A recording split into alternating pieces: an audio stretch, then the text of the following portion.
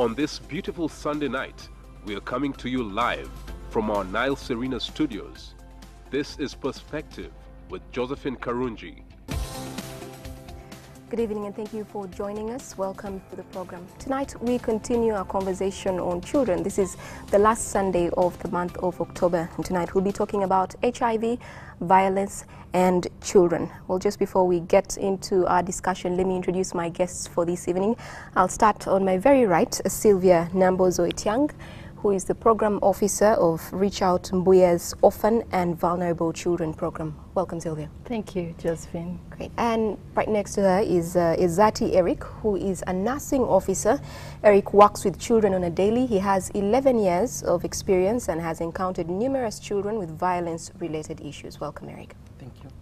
And finally, Cinderella Nena, who is a Global Health Core Fellow and Strategic Development Officer at Reach Out Mbuya. She is a children's rights activist. Welcome, Cinderella. Thank you, Josephine. Well, let's get started and say it as it is.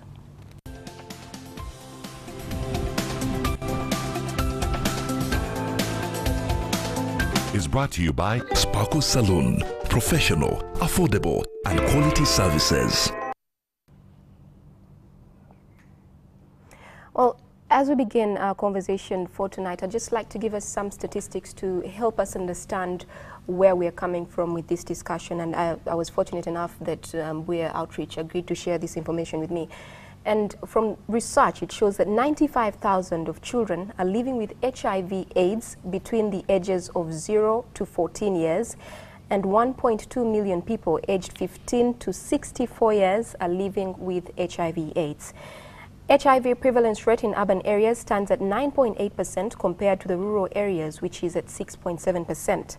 Regionally, HIV prevalence in children in Kampala is at 6.9%, and the central region is at 7.6%. Uganda registers 230 new infections a day, and that is a UN press release on the HIV situation in Uganda. And according to UNICEF Violence-Free Uganda Workbook, it's estimated that Uganda has nearly 7.5 million children and youth living in vulnerable situations, and therefore those many millions of Uganda's future are at risk of having their rights stripped and their lives put at risk. Well, we'll thank you very much for joining us. I think this is a very important discussion, and the right time to have it is now. So when we are talking about violence and HIV, can we get the relation to that for starters? Thank you, Josephine. Good evening, viewers. HIV and violence are related in a way that HIV can be caused by violence, but also violence can cause HIV. Why? Because we have seen cases where children have been abused sexually, and through that they've been able to acquire HIV. But there are also cases where through HIV,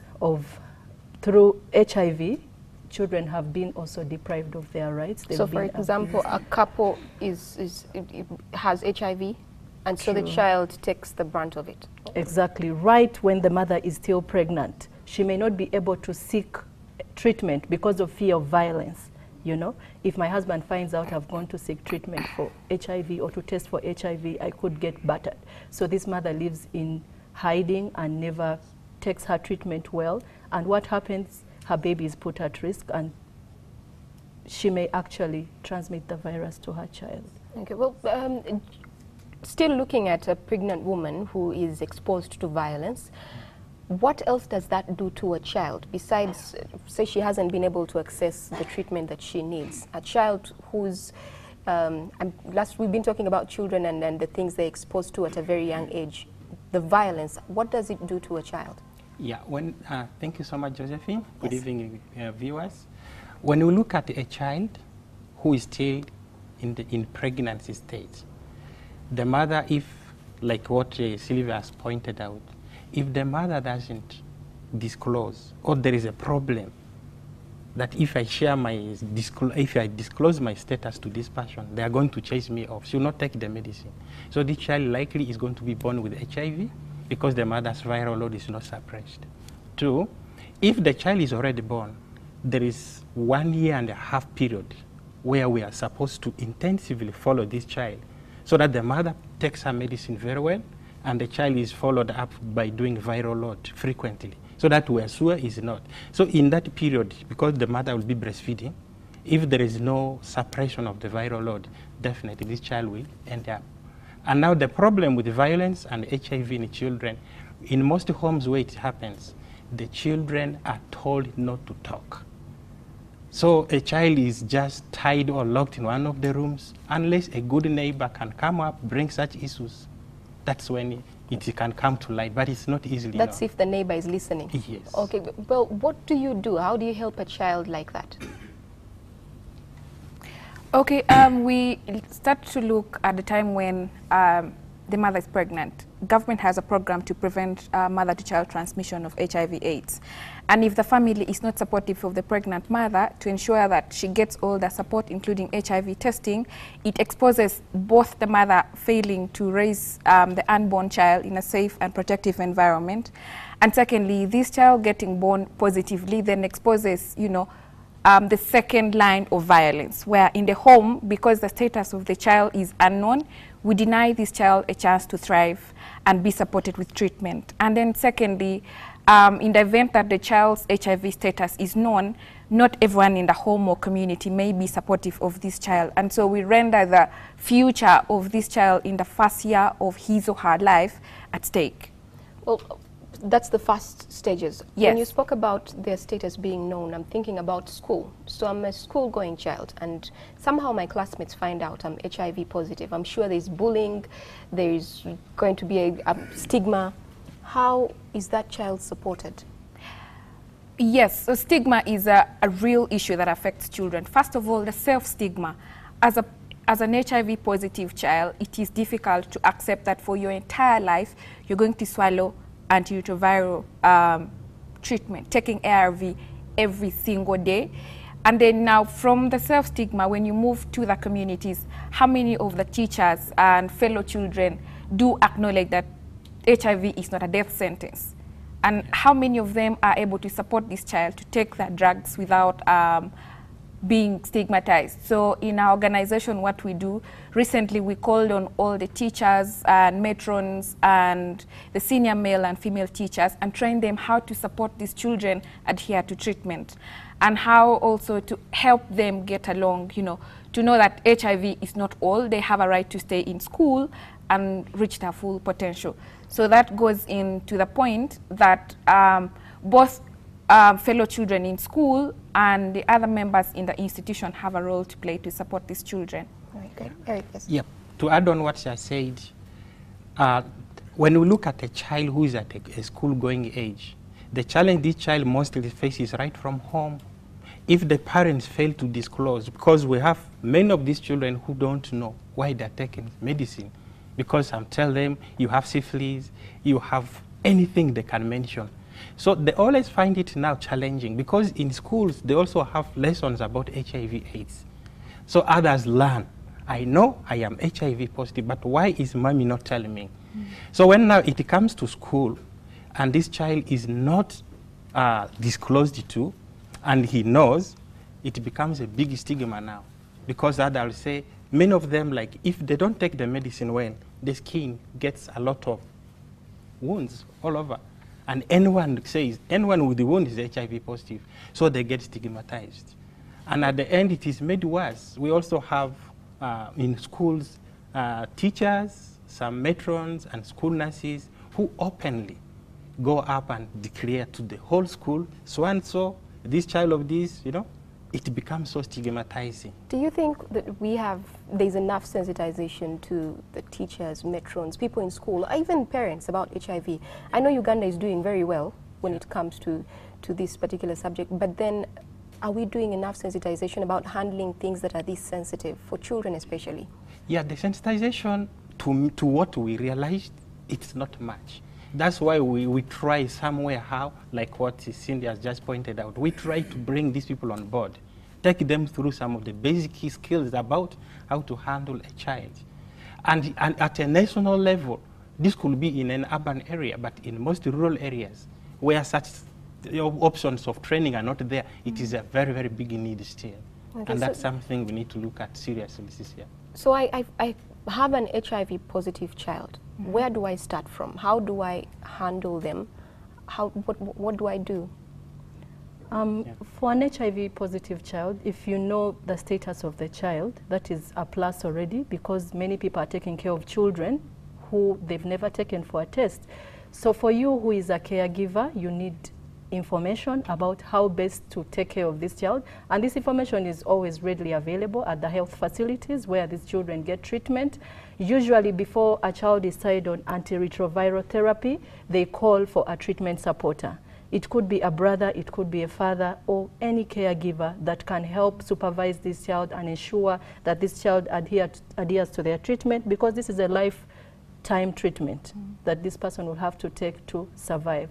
So with the support of the treatment supporter, this child will be able, you'll be able to get the information as you're being trained at the facility. And apart from helping the child adhere to treatment, you'll also get information on what foods the child needs to feed on to improve their diet, and also to build the self-esteem of this child, to know that, well, you have HIV, but you have to live to your full potential. Because from my experience of 10 years of working with children living with HIV/AIDS, I realized that HIV cannot stop any child from living to their full potential if they get the necessary support. So it's very important that as caregivers, we look for information. In this digital era, it's all over the internet, but also as you accompany this child to the clinic, ask the clinicians about what else you can do to support this child.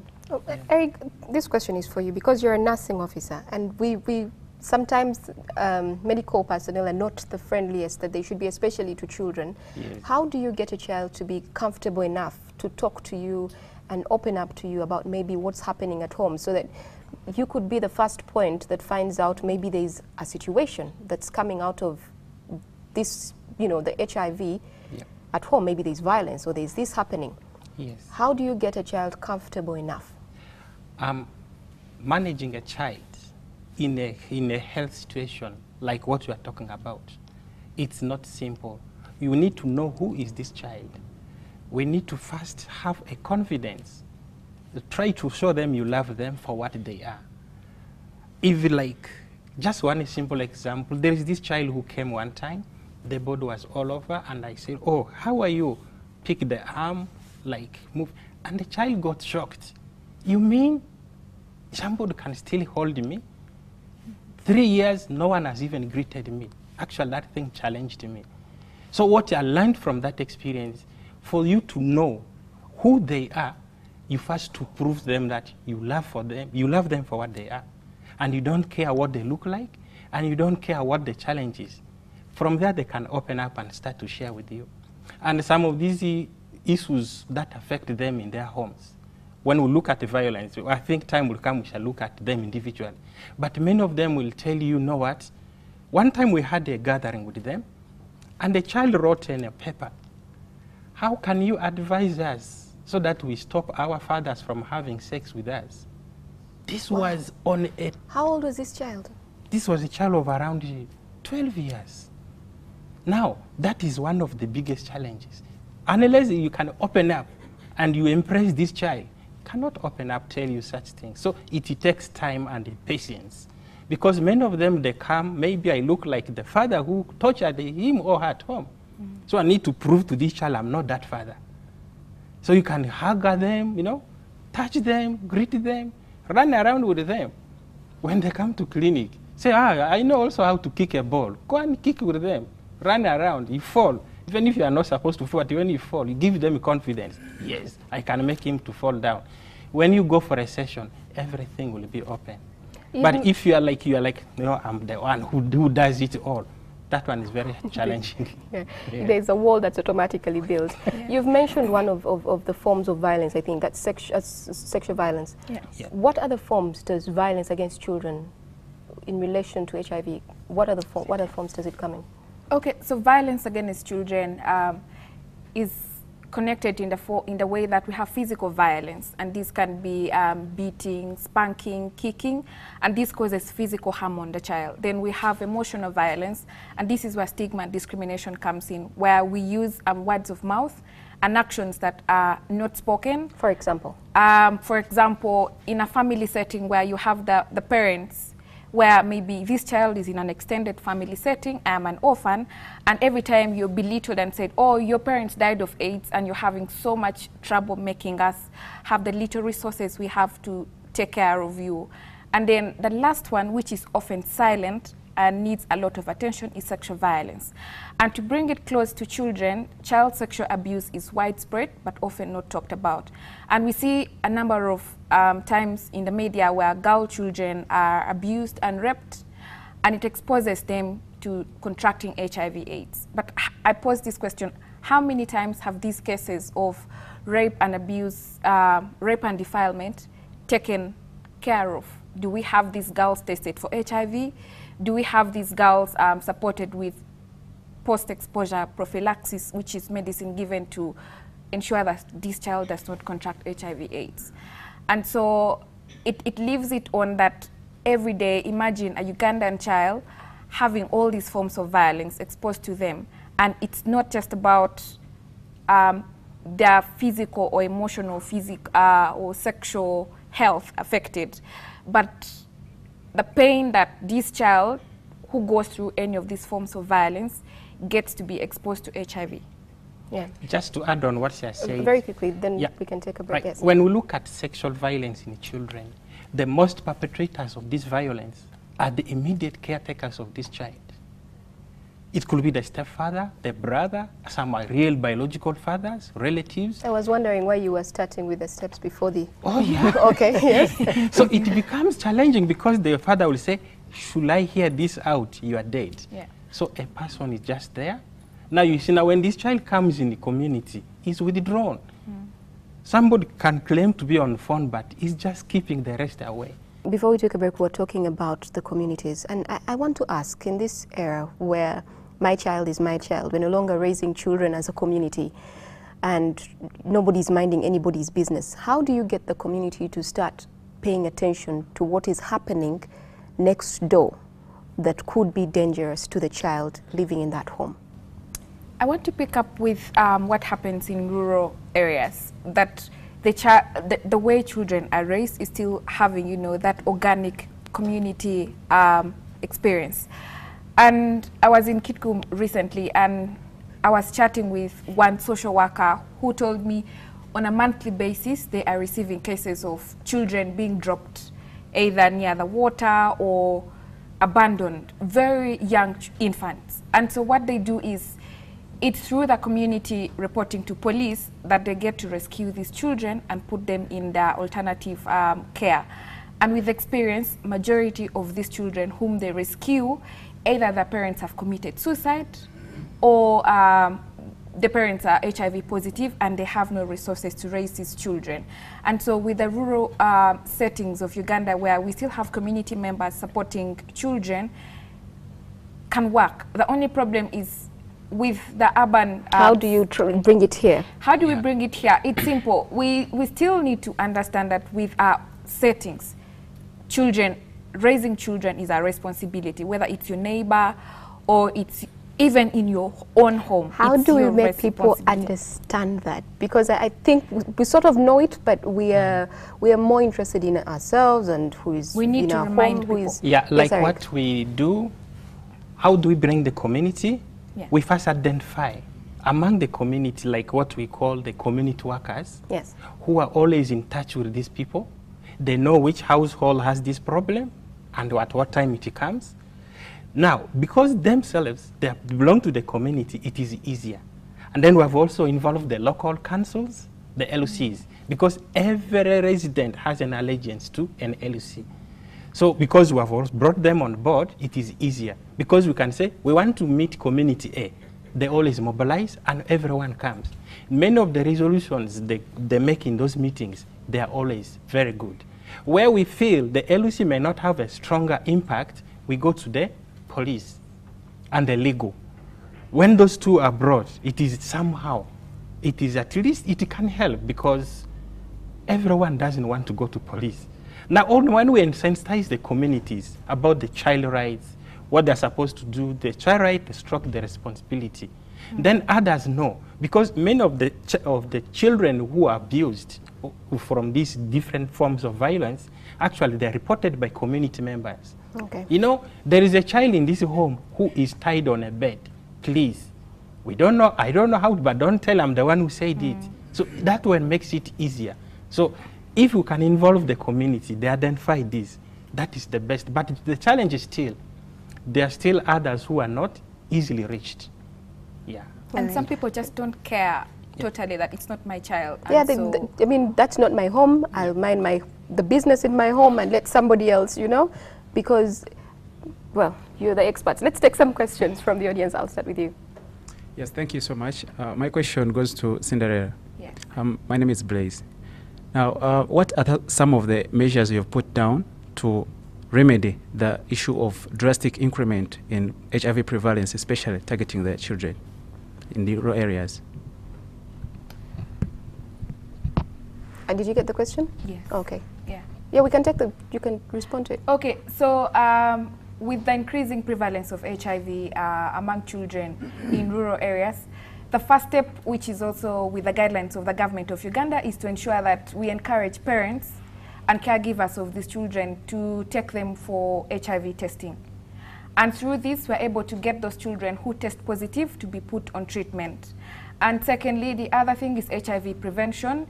Evidence suggests that through sensitization and awareness raising campaigns and sending positive and age-appropriate messaging, we can get people to understand what HIV is and how they can protect themselves against contracting the disease. And then the third one, working with communities, schools, and the general public to ensure that everyone is informed, because I strongly believe that information is key. If you know what the epidemic is, you're also able to protect yourself or help your neighbor prevent the disease. So one thing I'd also like to get some information on, at the beginning we spoke about women who are having problems at home, but then they're pregnant and they're unable to go, they don't have permission to go and see a health worker and, you know, take care of themselves when they're pregnant. How do we help that situation? At the moment, we have peer mothers who are mother to mother. These are mothers who are living with HIV/AIDS, so they are able to reach out to these mothers to take them treatment, their medications to their homes, and in one or another support them to disclose to their partners, because disclosure is such a difficult task. To disclose that I am pregnant or that I am... No, the HIV status, because we need continuity. When they start treatment, we need to be sure that they can take forever and stay healthy, suppress the virus, and in that way they will not be able to transmit. That's why the government has come up with the test and start. Okay. You test for HIV, you immediately enroll on treatment, and in that way, if you adhere to your treatment well, the virus will reduce, and in that way you minimize the chances of transmitting the virus to another person. Well, just for somebody who might be watching and maybe they're wondering about access to antiretroviral drugs and things like that, just share some information. Yeah, the access to antiretroviral drugs, wherever there is any HIV testing, if they're not able to provide it within, they're ready to link you to a particular place. So the best and the most important thing, like what they've said, go and test, so that if they know Eric is HIV positive, the one who will tell me I'm HIV positive will say, can I link you to this place? Okay. Or can you go to another one? Right. They give you options, and then you're able to decide. At least gone are the days where they used to test and, you know, you're just left at your own. Right now, linkage to care is very, very key. So it is always very, very important we do that. Okay. Yeah. And the beauty of it is that the treatment is free of charge. It's free of charge. Yeah. Right. The next question. Thank you. Why do some infants test positive and later negative? Why do some infants test positive? Some infants is like what we have said. If a mother who has been found HIV positive failed to take the ARVs the way she's supposed to, it becomes a challenge because the viral load will not be suppressed. And if she takes her medicines very well, right from the time the pregnancy was tested, now it is for life. The medicine, they are taken for life. So it becomes very simple. But if their challenges were like what we have said, the husband doesn't want to know about the status. The family members don't want to see a mother be feeding a child with something else, not the breast milk. It becomes a challenge. I think, was your question answered? Positive. I think what he answered was, what he asked was, sometimes an infant tests positive, later or negative, or, you know, vice versa. Oh yeah, okay. Why that one happens, still there must be the high viral load from the mother. If the mother has a very high viral load, sometimes they take the medicine well, but some situations come, they are stressed, they are beaten, they are done a lot of things where some of the men, they even throw away the medicines of these mothers. So this child will later on test positive when there is negligence. And again, so they could have tested negative at the, yes, at the beginning, okay. And then later on he can still test positive. And again, when there is mixed feeding, you feed this child with some other thing when it is supposed to be only on breast milk. So when they start to mix it up, there could be some other, there could be problems of infection along the whatever. So that first test is not always accurate? What you're it's saying? Not always. No. They need to be repeated at a given at the time like that. Oh, okay, yeah. Great. The next question? Was it answered?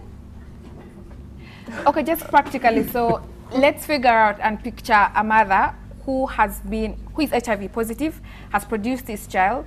In the first period, the child is tested negative. Yeah, the infant is tested negative, and then along the way, we're just trying to make it practical. The child is for the first time negative, not so? And then he's shaking his head. Repeat your question. I think what we're going to do, we can have a little bit more when we take a break to get exactly what you're saying, so they respond to it after that. Thank you. Let's take the next question. Okay, we'll come back to you. Thank you. My name is Teddy Aine, and my question goes to the gentleman. Please, can you tell me what is the life expectancy of a child infected with HIV? The life expectancy of a child born with HIV? Yes. Yes. It's not specific. There are those who are born with HIV and die immediately, but there are those, if the care is very good, they are put on these antiretroviral medicines, and they are followed up frequently in clinic.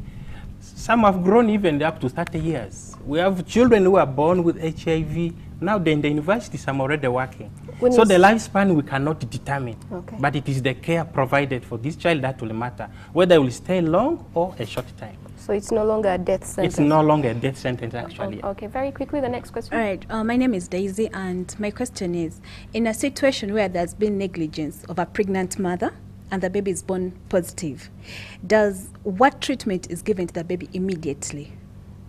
Yes.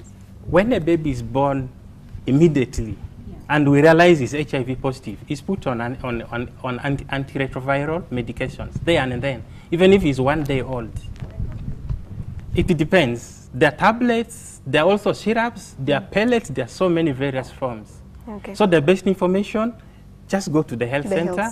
The care will be done. Your question? My question goes to that lady right Sylvia? next to you. In a situation whereby a mother gives birth to a child who is HIV positive, what's the right stage to tell the child that, you know, you are positive? You're HIV positive, okay. Well, that is disclosure. When do you tell the child that they are actually living with HIV/AIDS? It varies from child to child, and again, it depends on the care that the relationship that you have built with the child. But from experience, disclosure is usually done from 10 years and above.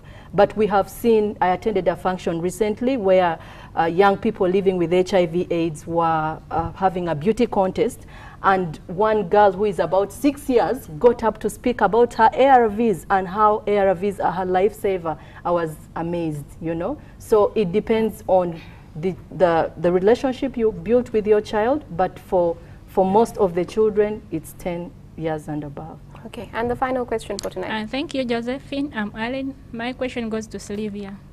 For how long does an HIV woman or mother breastfeed a baby? How long do you breastfeed a child?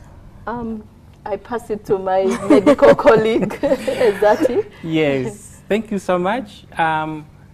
A mother who has produced a child is expected to breastfeed for 12 months. Yes. But at 6 months, she can be advised to bring other feeds for this child. But before that, exclusively, what we call exclusively, the mother is only to feed this child on the breast milk. Condition being that she's also taken her ARVs very well. So when the child makes 6 months, they can bring other things. But at 12 months, 1 year sharp, she's at least not supposed to feed this child on breast, because that child is already big enough to be supported with other feeds. How often can HIV positive mother take her ARVs when she's breastfeeding? As I said earlier, when a mother is HIV positive and is pregnant, is started on ARVs there and then, it is for life. Every day? Every day for life. So it has no impact on your breast milk, no effect or anything? No. No. Okay. Yeah. And is this information available at a health center if, for example, you need it? Every health center that provides antenatal care, this information is available. So you can always go to any health center nearby where there is antenatal clinic, not these private clinics. Child tests positive. Yeah. And then later tests negative. What happened at that point? What happened? Yeah, a positive test of a child, we need to understand. Was it a DNA test or it was an antibody test, what we call determine. Now, if a child is at the age he said, like less than 1 year and a half, this child has the mother's antibodies of HIV. So when we use that test, which we commonly have in our private places, it will test positive. But it's not the truth. For a child to know whether this child is HIV positive, we use DNA PCR test, which has to be done at least not less than once, because the first tests are not conclusive. Because later on, either a negative test can still turn positive. So they do like 3 different tests. They will be conclusively knowing this child is HIV positive or not. But I only urge that whoever wants to test a child, take to a big hospital. Let's not use these people who move in communities to test, because that may not be a good result to believe. Yeah. Okay, all right, great. So I'd like us all to just give us something to go back home with. What do you want us to think about when we think about violence, HIV, and children? And I'm going to start with you, Sylvia. What measures are organizations like yours putting in place? Well, it's important that we understand that violence is real and we need to rise up and act, do something about it. One, parenting is very important, positive parenting at that. We need parents to be trained in parenting, and it's very important for them to know how to appreciate their children, but also to create a conducive environment for the children to be able to disclose to them issues that affect them. For example, if my daughter has been sexually abused, can she come up and tell me so that we can rush to hospital and get the necessary treatment, you know? So parenting is one key aspect that we really need to work on. Luckily for Reach Out, for example, there are these parenting sessions that are running for 14 weeks. You enroll a parent and the teen, and you take them through the process of parenting. So it's not only the parent, but also together with the child. How do you deal with a crisis? How do you appreciate this child? How do you understand their emotions, you know? Yeah. And how do you plan on a limited budget together as a family? Okay. The other thing is... The final thing from you. The other thing that is very important is to try as much as possible to empower the children. When they know their rights, they can speak up and they can prevent violence against themselves. They can know when they're uncomfortable with someone, and they know where to run to in case they're abused. Thank you very much. Eric? My word I want to share is every child is a child. Whether born with HIV or not HIV, let us treat them equally. Let there be no child denied education because I'm HIV positive. Let no child be denied basic education, basic needs of life, like for girls, for boys, because they are going to die. Many parents say, no, this child is going to die, why do we educate? This one doesn't need the treatment. We are just HIV is not a death sentence anymore. Not a sentence anymore. All right, Cinderella, finally. I would call for the systems approach where everyone, starting from the individual, the child, the family, the community, work together to solve the problem. And this comes to the point where government has set up child protection structures in place, but we need to strengthen these structures to ensure that they don't work on their own. And that calls for the multi-sectoral work where NGOs and government and the community get to work together to solve this problem. And families as well. Yes. Well, thank you all very much, Sylvia, Eric, and Cinderella, for joining us for the show tonight. And that's all we had time for. NTV Weekend Edition will be coming your way at 9 p.m. on the dot. Keep it NTV. From all of us here, good night.